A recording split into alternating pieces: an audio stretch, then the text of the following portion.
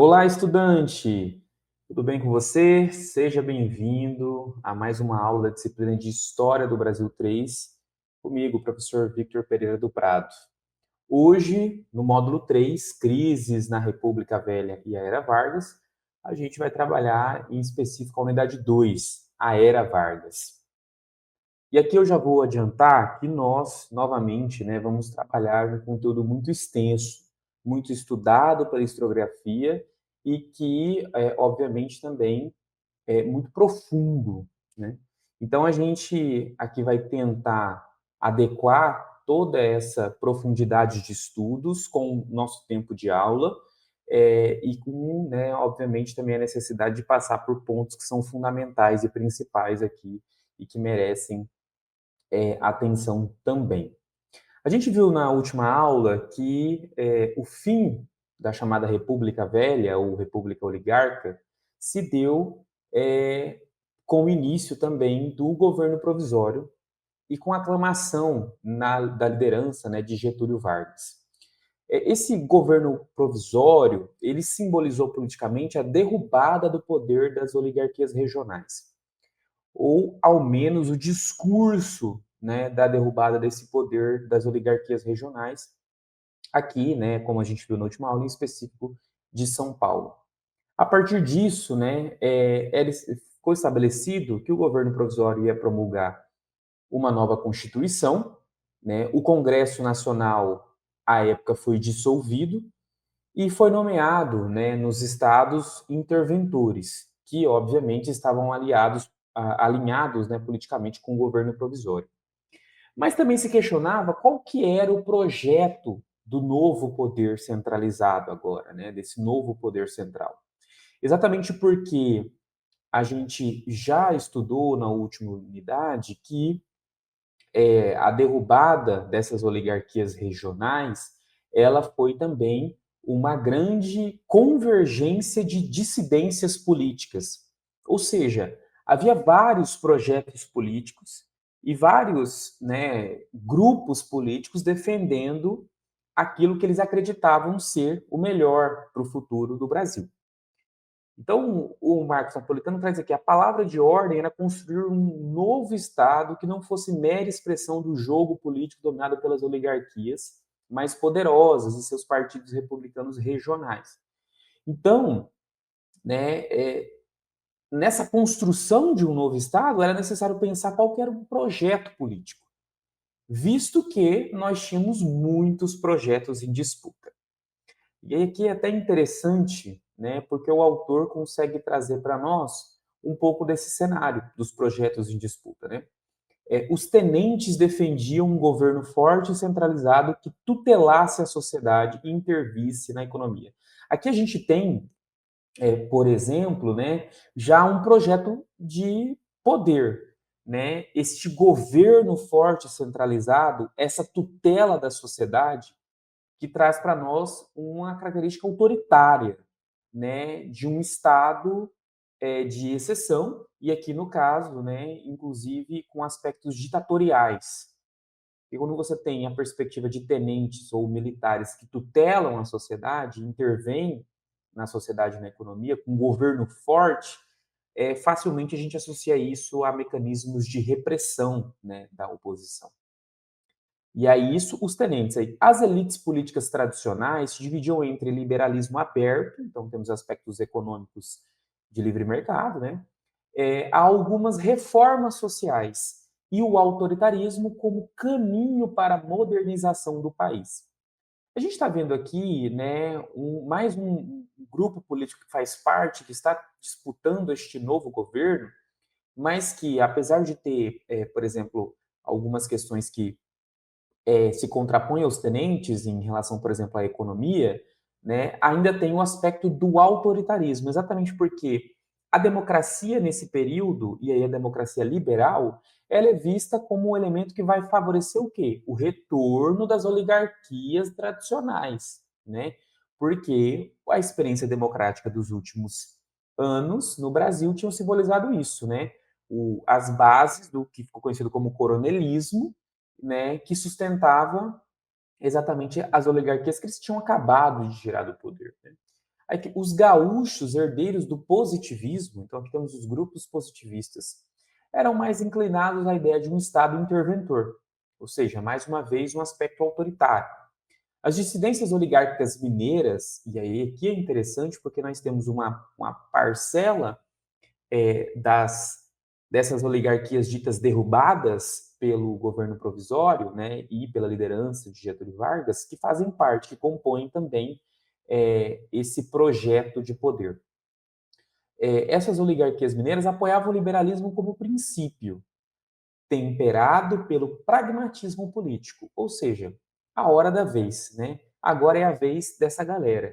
Então eu vou humilhar ela, né? Muito pragmático.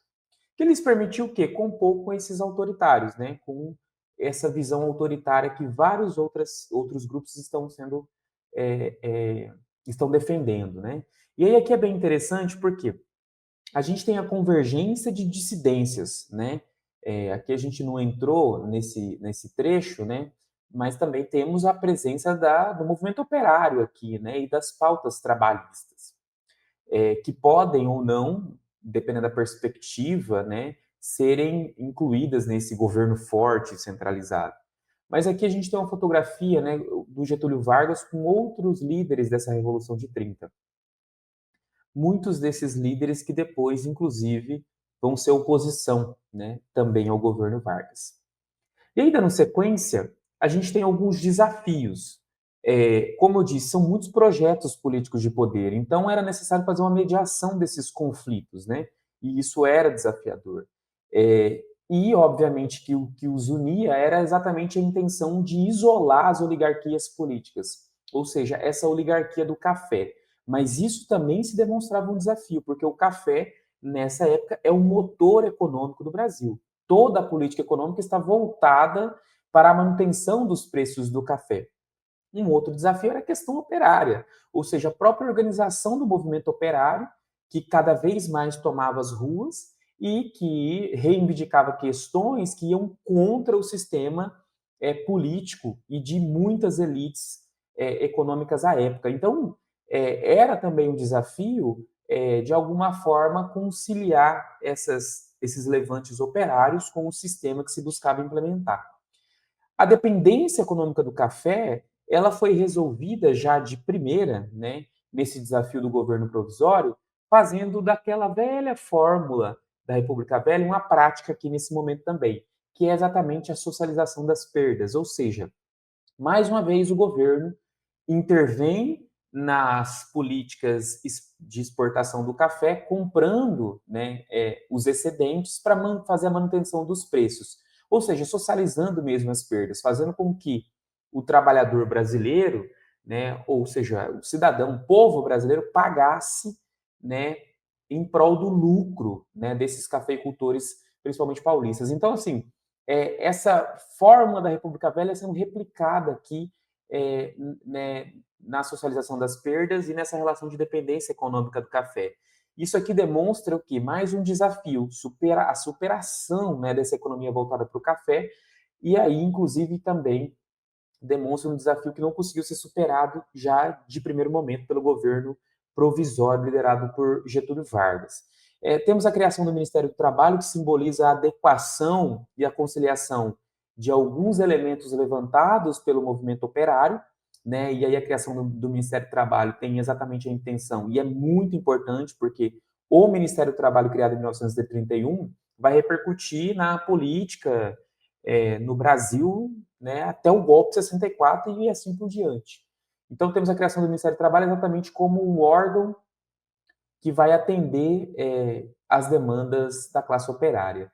E nós temos ainda, né, a visão da oligarquia paulista como uma grande oposição, porque nós temos a presença massiva, inclusive, por exemplo, da oligarquia mineira, dissidente, né, da política dos governadores que vigorou durante toda a República Oligárquica. Esses desafios já demonstram indícios do que poderia ser uma crise e, inclusive, o afastamento de determinados setores, né? Porque a gente vai ver um governo provisório sobre a liderança do Vargas entre pressões e decepções. Pressões exatamente dessas dissidências todas que se uniram em torno da derrubada e da Revolução de 30, né, e decepções a partir do momento em que eles vão verificar, por exemplo, né, a impossibilidade de adequar e de conciliar tantos projetos políticos distintos. Essa imagem é muito significativa. Juarez Távora, Getúlio Vargas, o então interventor da Bahia, Juracy Magalhães, um ano após a vitória da Revolução de 30. Tanto Juracy Magalhães quanto Juarez Távora serão, né, depois opositores de Getúlio Vargas. Juarez Távora vai ser até candidato no futuro. Então, assim, demonstrando exatamente algumas decepções com a liderança de Getúlio Vargas e com a necessidade de fazer essa grande conciliação. O café é uma grande decepção. Essa prática, né, essa solução da República Velha, da República Oligárquica, é uma grande decepção. Porque, no fundo, ela demonstra que, e aí o autor traz aqui muito bem, né, no fundo, queriam apenas uma reforma política e não uma revolução social. E aí se questiona, inclusive, a revolução, né, o termo revolução de 1930, mas que é prosa para outra hora. Mas aqui levanta uma questão fundamental de decepção, né? A forma como o café, o desafio que era tratar o café, e no caso a oligarquia paulista do café, demonstrou só um reformismo e não a revolução social que muitos aqueles dissidentes da Revolução de 30 tinham expectativa, né, e esperavam. Os militares, né, também se demonstraram uma decepção para alguns componentes, alguns grupos que compunham o governo provisório. Aí o autor traz, muitos líderes liberais e federalistas estavam decepcionados com o estilo personalista de Vargas e preocupados com o excessivo papel dos tenentes no governo provisório. Exatamente porque os tenentes vão ocupar, né, e a gente viu um pouco disso já, inclusive, na última videoaula da unidade 1, do módulo 3, o quanto que os tenentes vão ser quase como que um sustentáculo, né, da Revolução de 30, do governo provisório, e a gente vai analisar o quanto que eles vão ocupar esse espaço, inclusive, em momentos posteriores da era Vargas, né? Então, o movimento tenentista, ele chega ao poder e a visão dele de poder, inclusive, domina todo o cenário político da era Vargas. E isso era visto por alguns grupos como também uma decepção, porque se esperava que desse espaço também para esses outros grupos. Essas decepções, elas vão elucidar e elas vão alimentar pressões também. Pressões como, por exemplo, a Revolta Paulista de 32, que era uma revolta constitucionalista, ou seja, que reivindicava a necessidade de convocação da Assembleia Nacional Constituinte para a promulgação de uma nova Constituição, visto que, por enquanto, ainda se caminhava com o governo provisório, que é comum, né? Em 89, né, com o fim, a proclamação da República, né, nós também, 1889, nós também temos um período de governo provisório. Mas aqui, né, nós temos o exemplo de uma pressão, inclusive, dessa elite, né, dessa oligarquia paulista que foi derrubada, né, pela Revolução de 30, reivindicando o constitucionalismo. Nós temos também, a partir dessas pressões, alguns resultados, como, por exemplo, o Código Eleitoral de 1932, que já dava um indicativo, né, tanto da convocação de uma constituinte, como das eleições para essa constituinte. Né? Então, em 32, nós temos o Código Eleitoral, que institui o voto secreto, exatamente fazendo uma contrapartida ao que era a base do coronelismo. Temos o voto feminino, finalmente, né? Então, a participação das mulheres, ainda reduzida essa parcela, inclusive, retirando, né, os analfabetos, então, né, não temos a grande massa da população ainda não está participando das eleições, e temos a criação da justiça eleitoral como um elemento que busca, né, reprimir, né, a prática da fraude eleitoral tão presente na República Oligárquica e também no movimento do coronelismo. Então, essas pressões elas resultam, né, em alguns sinais do governo provisório liderado por Getúlio Vargas de que o processo democrático voltaria a ocorrer. É importante a gente fazer uma análise dos movimentos e das organizações políticas à época, exatamente porque nós estamos falando de pressões e decepções, a gente vai falar da Assembleia Constituinte e dessas eleições para a Assembleia Constituinte, né? Ou seja, a gente está falando de um período democrático, em teoria, pós, obviamente, governo provisório. Então é importante, né, também a gente dar continuidade a essa análise dos movimentos e organizações políticas, porque nós analisamos que a partir de 1920 o mundo vivia uma época de efervescência ideológica, né? Então nós aqui também analisamos como isso se dá nessa era Vargas, principalmente aqui no governo provisório e pré-Assembleia Nacional Constituinte. Então, o mundo estava dividido aí entre direita e esquerda, fascistas e comunistas, e ambos criticando a democracia liberal no contexto brasileiro, exatamente porque essa democracia liberal era vista como o sustentáculo, né, dessas oligarquias regionais no poder. Nós temos o liberalismo, né, o conceito liberalismo, da qual se adequam principalmente nesse movimento, né, de organização política, as oligarquias tradicionais, a classe média urbana, essas oligarquias tradicionais como, por exemplo, os mineiros, os paulistas, né, que já se beneficiavam dos altos lucros de uma economia voltada exatamente para a manutenção do poder deles. Defendem o livre mercado, a propriedade privada, a liberdade de expressão, o federalismo e a tripartição dos poderes. Então, muitos elementos liberais vão estar presentes, né, em várias constituições e em várias práticas econômicas ao longo do período republicano, assim como, né, claramente a gente já vê aqui que não existe, por exemplo, dentro do liberalismo a perspectiva do intervencionismo econômico do Estado. Então, há aí já uma dissidência, né, em relação a, por exemplo, grupos que faziam parte, né, do governo provisório. Temos o autoritarismo cientificista, que também se aproxima muito daquilo que a gente viu, né, nascer, né, naquele cientificismo racista e que a gente analisou em módulos anteriores.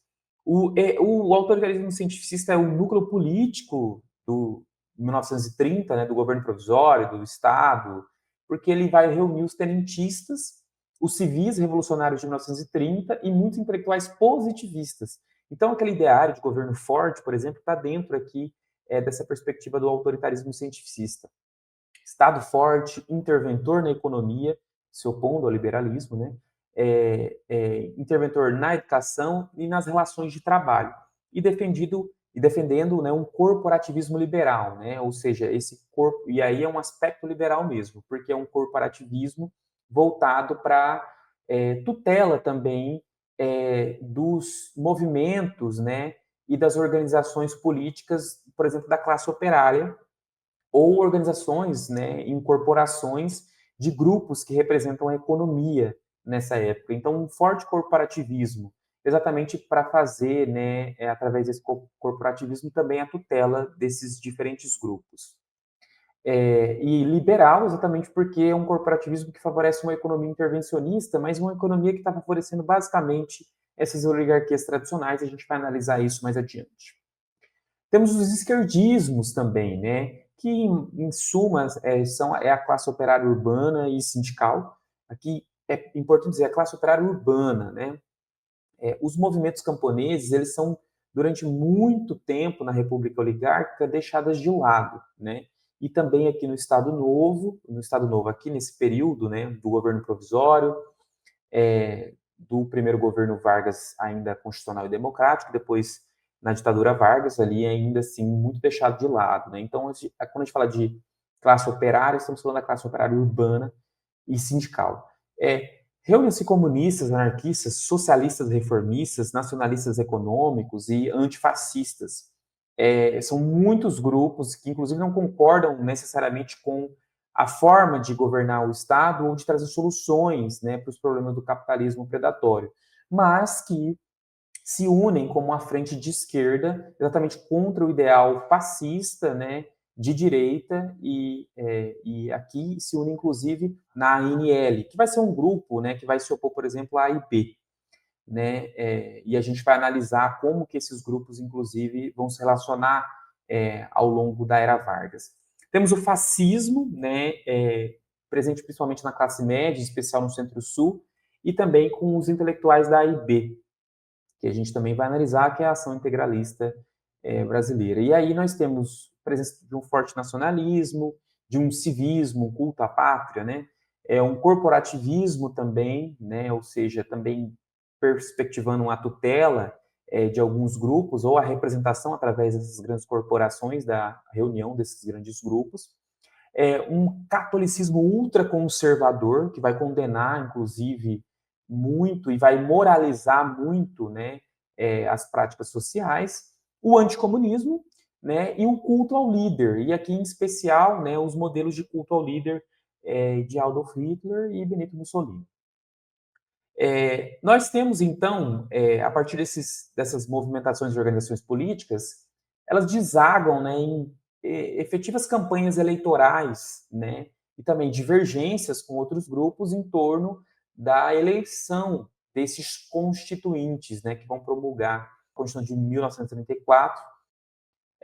E aí aqui a gente não consegue fazer uma análise muito profunda disso, né, devido ao tempo, mas isso resulta numa Constituição, a Constituição de 1934, que traz algumas limitações do Poder Executivo, condicionando ele a algumas autorizações do Legislativo. Isso é uma grande frustração, inclusive, para os positivistas e para a liderança de Vargas. Não tem reeleição, coloca um mandato de 4 anos. Isso significa, por exemplo, que se Vargas vai ser eleito indiretamente por essa Constituinte, né, que ele terminaria o seu mandato em 1934. Né? A gente tem o federalismo ainda mantido, e aí é interessante porque o federalismo, ou seja, a união desses estados federados, né, é um aspecto muito forte das oligarquias, mas que aqui ainda é mantido. E temos também, né, a Constituinte também elege, né, indiretamente o Vargas ao cargo de presidente da República, né, dessa vez constitucionalmente eleito. A Constituição de 1934 e a Assembleia Constituinte de 1934, ela vai simbolizar um aprofundamento das decepções e das dissidências dos revolucionários de 1930.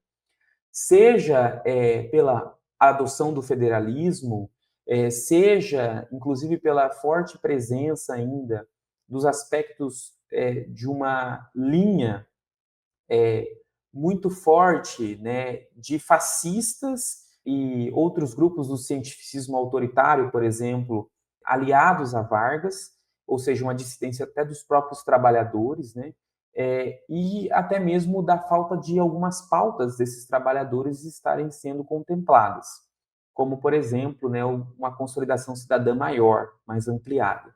Então, aqui as autoras vão trazer, né, apresentava limites para a consolidação da cidadania. Analfabetos foram mantidos excluídos das eleições, os trabalhadores rurais não foram incluídos na legislação trabalhista, uma pauta que já era reivindicada pelos sindicatos e pelo movimento operário. Trazia um elemento que foi explorado por Vargas na pavimentação do autoritarismo, que é o estado de sítio. Esse estado de sítio que perpassava uma chancela, né, do poder legislativo.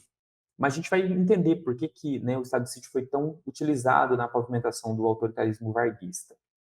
E aí nós temos, né, como resposta, inclusive, ao avanço do autoritarismo no próprio governo provisório, e aqui mais em específico, no governo de Getúlio Vargas, nós temos a ANL, constituindo a agremiação de socialistas, comunistas, antifascistas, dissidentes também da Revolução de 30, que não necessariamente fossem socialistas, comunistas ou antifascistas, mas que estivessem decepcionados, né, com os rumos que tomava, né, a liderança de Getúlio Vargas e o governo provisório, e também aqui, né, agora o governo constitucional de Vargas. Nós temos, então, na ANL essa grande união da oposição. Assim que a ANL se reúne e que começa a fazer oposição, logo ela é colocada na ilegalidade pelo Getúlio Vargas.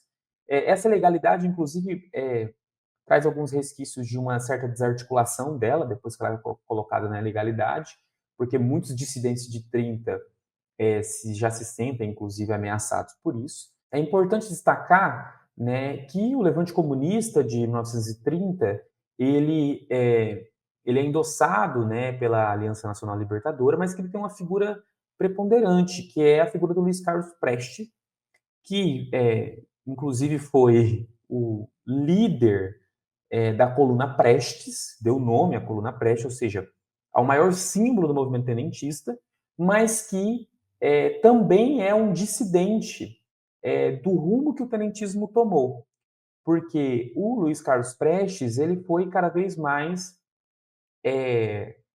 através, inclusive, da sua própria escolha, né, enfim, se aproximando do ideal comunista de sociedade.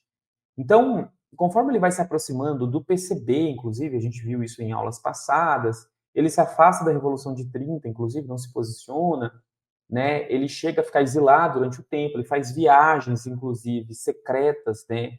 À União Soviética, tudo isso consolida ele como um líder comunista. E também uma liderança muito grande dessa oposição. Ele promulga um manifesto contra Vargas e, a partir disso, ele dá início, né, a uma oposição declarada contra, né, o governo de Getúlio Vargas e contra o autoritarismo e contra a presença do fascismo, inclusive já sondado, né, em 1935, já muito sondado em países como Itália e Alemanha. Então ele faz também uma denúncia, né, do movimento fascista que está se entranhando cada vez mais no governo Getúlio Vargas através desse pensamento autoritário. E aí isso dá início a um plano muito elaborado, né, mas que talvez não tenha dado muito certo, na verdade não deu, da ANL, né, como um movimento de massas, exatamente para angariar pessoas, a massa da classe trabalhadora, né, e também aqueles que estavam descontentes com os rumos, né, que estava tomando o país no aspecto autoritário.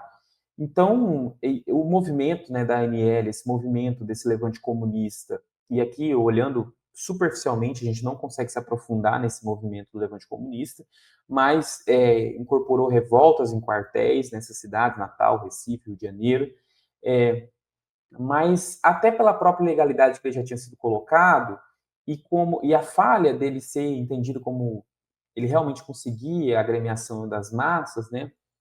E, obviamente, uma forte repressão fez com que o movimento não seguisse, né, não ganhasse força.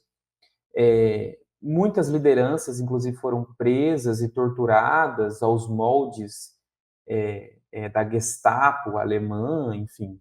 Então, no fim das contas, né, o levante comunista que merece um aprofundamento, ele, na verdade, aqui, do ponto de vista do panorama do que serviu, né, para a política varguista, justificou o autoritarismo de Vargas, né? E aí é que as autoras trazem. O comunismo era considerado inimigo da nação e uma ameaça à sociedade desde os anos de 1920, né, ali perto da criação do PCB. E foi a partir da propaganda anticomunista que Vargas justificou o enrijecimento do regime. Então, aqui nós temos mais uma vez, né, como a gente já viu no passado, o medo, né, o fantasma do comunismo, que justifica ações extremamente autoritárias e ditatoriais. Né? Mais uma vez, o fantasma do comunismo, e que a gente vai ver que ele vai permanecer ao longo da história, justificando tortura, repressão, prisão arbitrária, né? E aqui justificando o autoritarismo de Getúlio Vargas. Esses autoritarismos, eles advêm de uma doutrina, e é uma doutrina política do governo forte, doutrina do positivismo também, mas principalmente dos tenentismos, né? Essa doutrina do governo forte, ela tinha dois principais pontos. Uma grande burocracia estatal, então a gente vai ver Vargas criando diversos departamentos e órgãos, né? Alguns importantes, mas muitos que vão estimular uma burocracia excessiva, exatamente como um elemento de aparelho estatal que vai consolidar, né, o planejamento autoritário.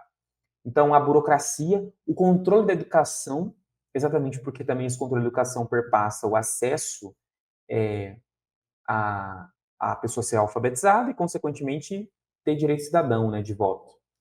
A repressão e a propaganda política. Uma repressão, assim, fortíssima de censura, e aí a gente vai ver a consolidação disso principalmente no golpe, né, mas de realmente acabar, né, reprimir completamente a oposição. E propaganda política, porque o Vargas foi um grande propagandista e foi, inclusive, essa doutrina política da propaganda que cimentou a importância, né, do governo fazer a propaganda de suas ações de modo a, com tranquilidade, mascarar, né, o quanto que esse governo é bom, mesmo com um paralelo de práticas extremamente autoritárias. A gente vai analisar isso ao longo da aula. E, obviamente, a submissão, né, das oligarquias regionais aos interesses nacionais, exatamente naquele ideal de nacionalismo, né, que unifica esses entes federados em prol de um projeto único. Na burocracia, ele cria diversos, né, ele está criando desde de 1930, né, diversos órgãos, né, exatamente para burocratizar também esse estado de governo forte, ou seja, sustentá-lo. Então, temos o Ministério do Trabalho, o Ministério da Saúde e Educação, o Departamento Nacional do Café, Departamento de Propaganda e Difusão Cultural, o Instituto Nacional de Estatística e Cartografia, depois vira, inclusive, o IBGE, né, esse instituto. Aí nós temos aqui, né, muito bem trazido pelo Marcos Napolitano, o próprio Getúlio Vargas denunciava a decadência da democracia liberal e individualista. Ou seja, já dando sinais, né? Se havia disposição de muitos políticos e intelectuais para um regime autoritário, como a gente viu, inclusive, analisando, né, quem são essas pessoas que compunham, por exemplo, o governo provisório, era preciso esperar uma oportunidade para implantá-lo, com o menor risco de oposição. Então é como quem aguarda o momento certo para fazer o ataque. E aí a gente analisa aqui o ano de 1937, que seria o ano, né, das eleições, em que começa-se, né, inclusive, a já mensurar candidatos, né, para essas eleições, candidatos que são apoiados, por exemplo, pelo próprio governo Vargas, mas apoiados por outros grupos políticos. Ou seja, em 37, nós temos toda a modéstia de mais um ano onde vai ser escolhido o próximo presidente da República, já que não tem reeleição, inclusive, né? E aí nós temos, né, movimentos da ANL, movimento da AIB, e temos, diante de tudo isso, e de um grande movimento da ação integralista brasileira, declaradamente fascista, nós temos algo que tomou completamente a imprensa, que é a falsa, né, ameaça comunista, que seria um plano, né, ficou o plano Cohen, né, que seria um plano aí do que os comunistas tramavam para tomar o poder. Depois descobriu-se que esse plano era falso, que na verdade foi um plano que foi construído pelos próprios integralistas, né, mas que foi muito bem utilizado, né, para causar pânico público, a imprensa também alimentando esse pânico público, uma grande histeria anticomunista, esse medo dos comunistas tomarem o poder, e que foi a partir disso, muito bem utilizado pelo governo Vargas, ou seja, exatamente esperando aquela oportunidade, né? Foi exatamente a partir disso que começa a se aventar a ideia de um golpe preventivo, ou seja, os comunistas vão tomar o poder. O que nós vamos fazer? Vamos dar um golpe antes deles tomarem o poder, porque eles vão dar um golpe. Então vamos né, dar um golpe preventivo. Vamos trabalhar com a prevenção, evitando que esses comunistas tomem o poder. Esse pânico, essa histeria anticomunista, ela dominou tanto o cenário político da época, e pelo fato, inclusive, de ser completamente irreal, né? O levante comunista de 35, a repressão, a tortura, a prisão, o exílio de alguns, inclusive, simbolizava que o movimento comunista estava em frangalhos, não tinha condição nenhuma de tomar o poder. Né? Mas ainda assim, houve grande histeria e houve, inclusive, cada vez mais uma conciliação desse pensamento da ideia de um golpe preventivo. Essas forças foram se conciliando, principalmente internamente, né, os próprios ministros de Estado. O Congresso Nacional, inclusive, fica acuado, declarando que a ameaça comunista seria um estado de guerra no Brasil, e isso dava cada vez mais chancela para a repressão autoritária do Vargas e, né, e inclusive para a ampliação desses poderes do executivo. E alimentando a ideia de que era impossível ter eleições livres, ou ter as eleições, exatamente porque os comunistas estavam, né, contando com isso para o seu golpe. Né? Nós temos depois o apoio de militares e o apoio de integralistas, da AIB, né, de fascistas, que vão basicamente dar o aval, né, e justificar a atitude de Vargas em 1937. Sob a justificativa de nova comoção intestina grave, Vargas anunciou seu golpe de Estado, o fechamento do Congresso Nacional e a suspensão da Constituição vigente.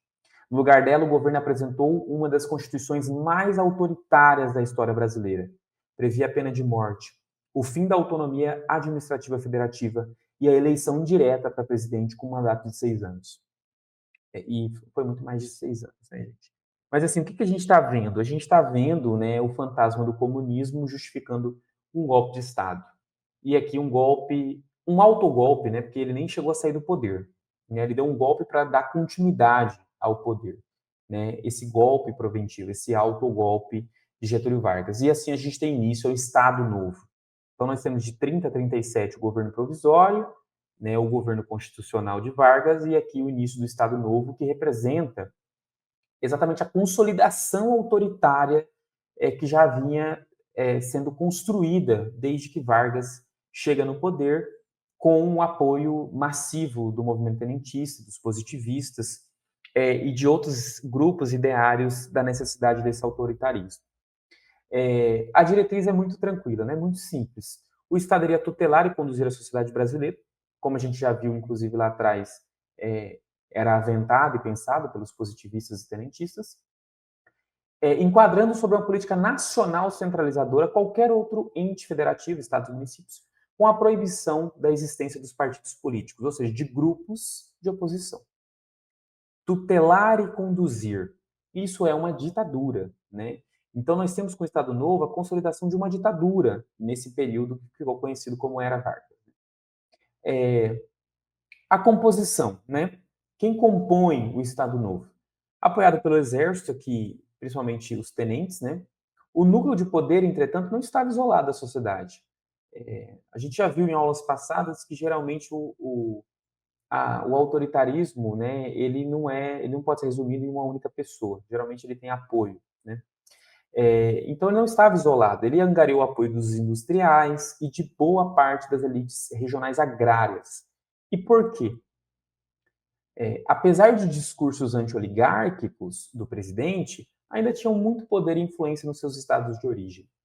Ou seja, né, eles, mesmo com todo esse discurso e com todo esse movimento, né, de isolamento das oligarquias, de necessidade de fazer cada vez mais caminhar um estado de tutela, justamente porque a democracia liberal ela não permite uma visão nacional de união dos entes federativos e etc., que é uma política para alimentar só uma elite regional agrária.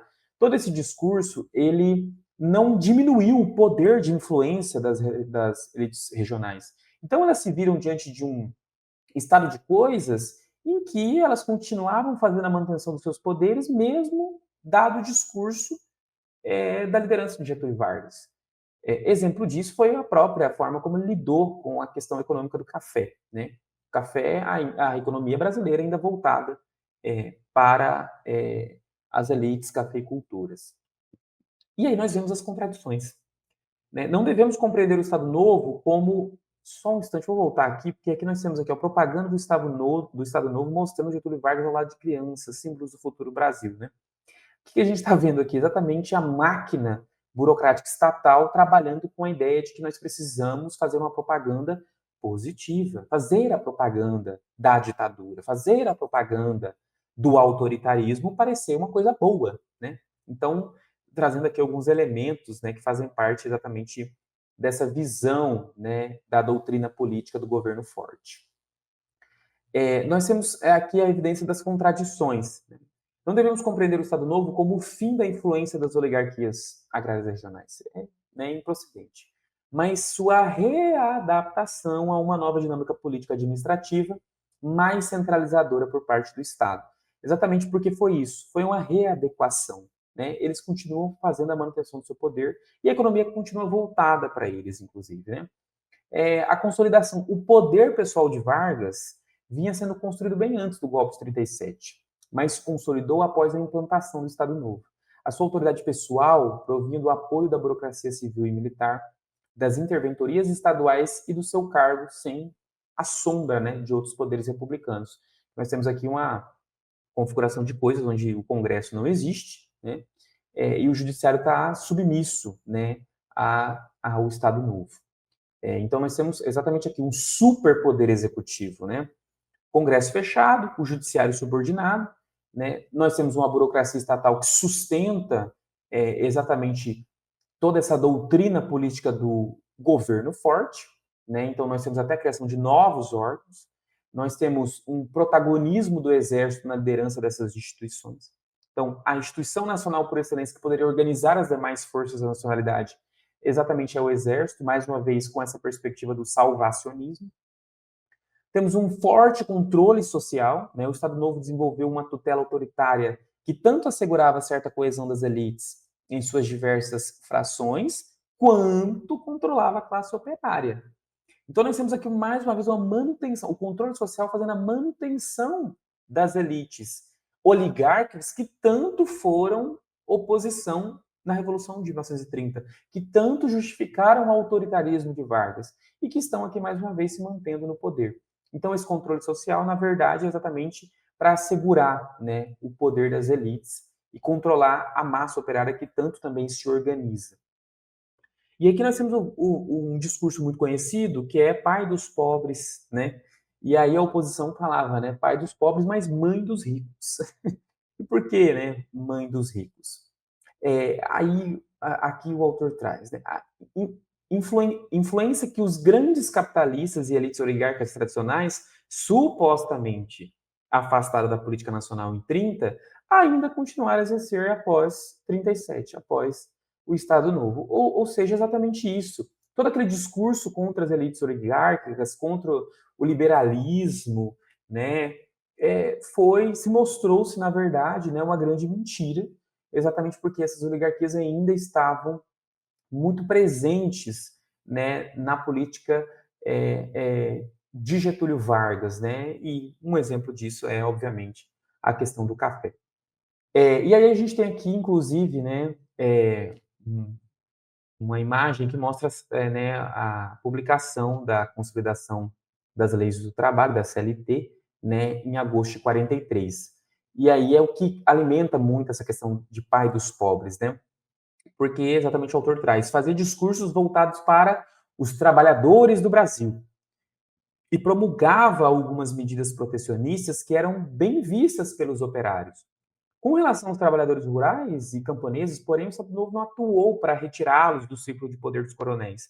Exatamente porque mexer com o campo é mexer com quem? Com a oligarquia tradicional, né, que mantém e que ainda continua a exercer influência na era Vargas. Então você veja o quanto que essa ditadura trabalhou com a propaganda e com, inclusive, discursos e algumas medidas para a classe operária, mas para fazer a manutenção e o controle, né? E principalmente mantendo, por exemplo, quando se fala em atuar com os camponeses, não. Por quê? Porque a gente tem que manter essa grande aliança de influências com as oligarquias, né, tradicionais que, né, em teoria, estavam afastadas depois da Revolução de 30. Então aqui a gente vê muito claramente, né, essas contradições dos discursos da era Vargas, né? E aqui, inclusive, a gente deixa mais evidente. A ideologia nacionalista, por sua vez, servia para inculcar um comportamento político nas classes populares e melhor controlá-las, né? Melhor controlá-las, desqualificando os conflitos sociais que supostamente ameaçavam a unidade nacional. Por exemplo, a questão dos camponeses, da inclusão dos camponeses dentro das leis trabalhistas, né? Então isso era desqualificado, exatamente para manter o controle e não mexer, né, com quem ainda tinha influência no poder. Para conseguir colocar as medidas em prática e alcançar os objetivos estabelecidos, o governo se preocupou em garantir sua legitimidade. Para isso, utilizou tanto o consenso, né, quanto a coerção. Os dois pilares básicos da legitimação Estado novista viam na propaganda e da repressão. Então, aquele que não era convencido da necessidade do autoritarismo pelas propagandas de Getúlio Vargas, era é, exatamente, né, um alvo da repressão para ser aí então, né, colocado dentro de uma aceitação de que é assim que as coisas funcionam, ou seja, exatamente a repressão daquilo que é tido como oposição a esse estado de coisas, oposição à ditadura Vargas. E aí, né, esse discurso de trabalhadores do Brasil traz uma perspectiva muito grande de uma dualidade. A autora traz aqui muito bem, né? Por um lado, houve o estabelecimento da legislação trabalhista com vistas, né, à proteção do trabalhador. Jornada de 8 horas, lei de férias, regulação do trabalho das mulheres e o trabalho, né, infantil dentro das fábricas, direito à pensão e aposentadoria, instituição da carteira de trabalho. Ok, mas, por outro lado, a repressão à organização e à mobilização dos trabalhadores era intensa, exatamente na perspectiva do corporativismo, né? A gente tinha sindicatos que estavam sob tutela. Então, você dá aquilo que é possível dar, mas você não, de alguma forma, né, faz com que aquele trabalhador possa lutar por outros direitos que, para ele, são importantes também. Você enquadra ele dentro daquilo que pode colaborar com o Estado. Então, a autora traz, né, a intenção não era deixá-las se organizar fora do controle da tutela estatal. Para isso, os sindicatos autônomos foram abolidos, não havia autonomia. É uma visão do corporativismo mesmo, né? E enquadrados como órgãos de colaboração do Estado. Ou seja, o controle das massas, né, e da classe trabalhadora, fazendo exatamente a manutenção do poder dessas elites, tanto oligárquicas rurais quanto industriais. Né? Então, a gente vê, né, exatamente o quanto de contraditório, né, toda essa política ditatorial de Vargas e esse autoritarismo esboça com aquilo que foi a união das dissidências lá em 1930 e que, né, enfim, foi cada vez mais se definhando com pressões, né, com decepções de grupos que se uniram, inclusive os próprios trabalhadores, né? E é interessante porque essa dualidade, né, da relação do Getúlio Vargas com os trabalhadores foi exatamente, talvez, o ponto crítico que nos dá um indício da crise desse sistema ditatorial. Várias coisas, né, fazem parte do fim da era Vargas em 1945, que a gente vai analisar no próximo módulo. Mas a relação com os trabalhadores é um indício importantíssimo para a crise do Estado Novo, como o Marcos Napolitano traz aqui para nós. Quando Vargas resolveu esboçar uma política mais diretamente ligada à mobilização dos trabalhadores em torno da sua liderança pessoal, o Estado Novo caiu, pressionado pela elite civil e militar que não via com bons olhos essa mudança de eixo de poder. Exatamente porque saía, né, dessas 4 linhas muito bem delineadas pelas elites econômicas e políticas que colocaram em Getúlio Vargas, né, exatamente todo esse poder do Estado Novo, do autoritarismo, da repressão e da ditadura, né? Então, o autor coloca muito bem, para eles o poder de Vargas deveria sustentar a sua posição burocrática em conexão com as elites políticas e econômicas. Ou seja, era necessário manter o controle dos trabalhadores e não se aliar a eles em mobilizações e atendendo, né, inclusive, exatamente as pautas que tanto, né, emanavam da classe trabalhadora. Né? Aí o autor coloca a busca de um apoio na classe operária, na perspectiva dessas elites liberais tradicionais, poderia dar força ao poder pessoal de Vargas, que não lhes interessava. O que lhes interessava era ter Vargas no poder, desde que, né, ainda mantivesse esse estado de coisas com as políticas, com as elites políticas e econômicas. Vale lembrar que Vargas nunca tinha sido uma unanimidade entre as oligarquias, como atestam as inúmeras oposições e revoltas que ele tinha enfrentado até o golpe do Estado Novo. Exatamente aquelas dissidências, aquelas decepções do governo provisório, enfim, e daquele período curto de governo constitucional de Getúlio Vargas. Então a gente tem aqui uma reflexão muito necessária sobre como se deu esse período da Era Vargas, obviamente que de forma muito resumida e muito por cima, né? Então recomendo o aprofundamento, a leitura de autores como Marcos Napolitano, né? Como a Reg e a Guarelos, né? E outros tantos autores que publicam e que pesquisam esse período.